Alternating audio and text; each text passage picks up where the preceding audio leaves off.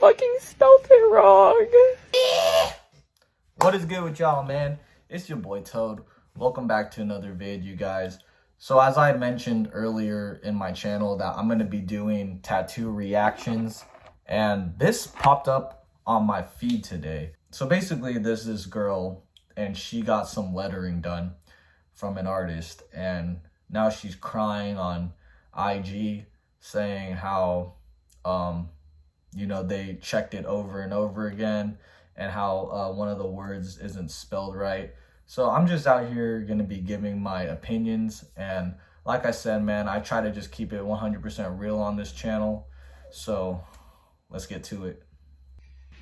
You fucking spelled it wrong. And I'm like, dude, what do you mean it was spell checked? We both looked at it. And she fucking is pissed and she's calling me a dumb bitch. The tattoo was supposed to say love conquers all, but it turned out to be love concours all. And I want to give her all her money back, but at the same time, like, you signed paperwork that says I'm not responsible for misspelled words. And like, you stared at it with me multiple fucking times and told me it was okay, and now it's my fault. I'm like... Many social media users defended the artist, saying that it was the customer's fault. So first thing first, I just want to say, hey, it's very unfortunate that happened. Shit happens, unfortunately. Like, we're human. Mistakes do happen all the time. But humbly speaking, and this is my humble opinion, it is somewhat the client's fault. At the end of the day, she's most likely the one that got the final okay. Now, I don't know the client and I don't know the artist, but what I can say from me getting a bunch of tattoos is, like, 90% of the time, like, I mean, I'm talking about like damn near almost 100% of the time, whenever I would get a design on me, I would get the stencil on, and then the artist will be like, yo, check it out in the mirror, see if you like that spot, see if you like that, So really, like, you as a client are the one that gets the final okay before the tattoo artist touches the needle on you, breaks open needles, like, before any of that. Like, they're the ones that are like, all right, does this look good? And then you're like, all right, bet. And then, you get started, right? Now, yeah, when it comes to lettering and stuff like that, in my humble opinion, again, most of the time tattoo artists are looking at, like, more of it from a technical standpoint, like the lining and the shading and all that kind of stuff. And really, at that point, when you're doing that, letters just kind of become like more of like shapes and lines. Not every artist out here is a great speller. I'm gonna be real with you. You know what I'm saying? Not all of us got A's in grammar school or something like that. And this is why when it comes to even like this lettering that I had and stuff, I make sure, what I love to do is I'll proofread that like 3, 4, or 5 times. And I know it sounds ridiculous to some people, but your eyes can play tricks on you. So proofreading it that many times, multiple times, I feel like is necessary. Like, what I'll do is, like, I'll proofread it, then they'll put the stencil on, I'll read it again just to spell check it, and then I'll even like go and take my eyes off of it and like do whatever for a few minutes and then spell check it again. Because like I said, sometimes your eyes can play tricks on you. You feel me? So like, yeah, I think it's totally necessary to, once you even have the stencil on you, just go do something for a few minutes, relax your eyes, then go back and concentrate and make sure that everything is spelled good before the artist even touches you with the needle. I agree with most of the IG users on here saying that it's her fault.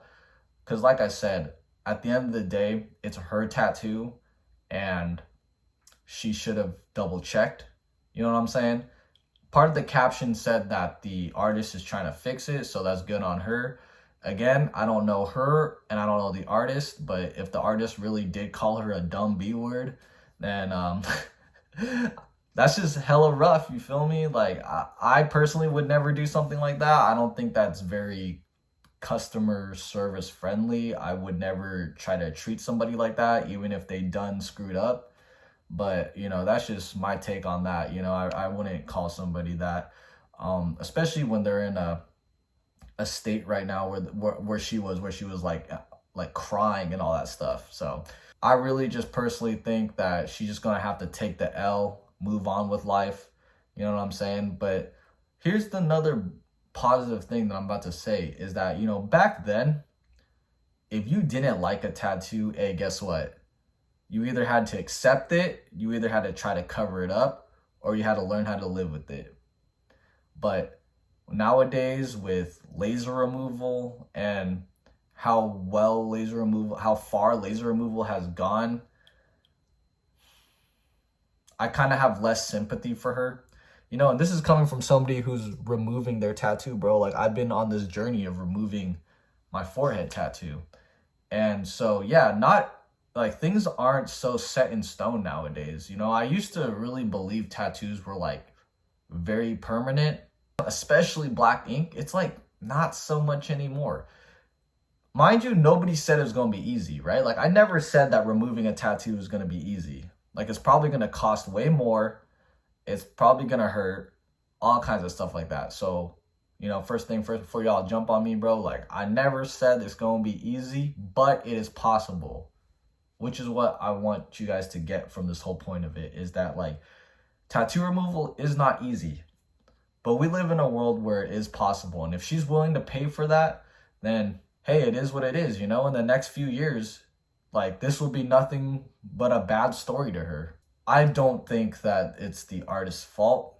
I think that, you know, the client really should have been more careful and made sure that everything was spelled correctly to her liking. I don't know if there's a follow-up vid on this, but like, that's just all I gotta say from that is, you know, sometimes you gotta take your L and just move on. Hopefully it's in an area where she's okay with the cover up, and if not, then shit, you know, you better start booking laser appointments, you feel me? I want to know in the comments whether you guys agree with me or not, and if you don't agree with me, as long as it's constructive criticism, I really want to hear why y'all don't agree with me, or if you do agree with me, you know, leave a comment too. Let's have a conversation in the comment section.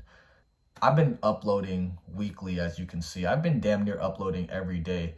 I feel like I need to just do this every single day because I'm so bad at talking on camera, you guys. And like, the more I do it, the more comfortable I am. But I've noticed that if I take a few days off of talking on camera, I'm like all awkward again, man. I don't know why. I'm like a bot, bro. When it comes, I'll have all these great things to say in my head, but then as soon as the camera's just pointed at my face, I'm just like I'm just an...